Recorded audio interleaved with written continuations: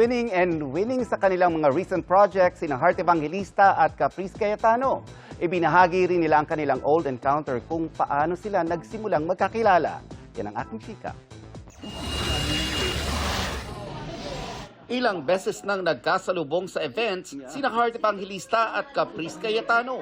Pero sa All Out Sundays kanina, nagka-chance na magkatsikahan si Cap at ang idol niyang si Heart. Ngayon po nagkatotoo na po yun. So nice kasi nung nag-message kami sa DM sa Instagram, I realized a few messages before nung baby pa siya, tas baby din ako. Hindi ko rin po makakalimutan nung binigyan niyo po ako ng headbands and clips. Nag-send po talaga ako ng picture kay Miss Heart before at nag-thank you po talaga ako sa kanya. Dati nang marami ang nakakapansin sa pagkakahawig ni na Heart at Caprice. At sa isang ang music video, gumanap si Cap bilang ang batang Heart. Nag-host din si Heart ng ilang segments ng All Out Sundays kanina na kanya raw na-enjoy. Your Sunday.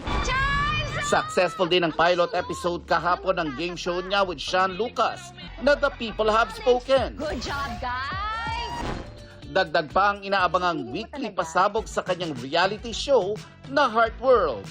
First time ko talaga mag-host ng game show and madaldal kasi akong tao, very kikay ako, alam niyo naman, mabuting tao naman ako. Pero natutuwa ako that pwede ako makipag-converse, I'm free to be myself.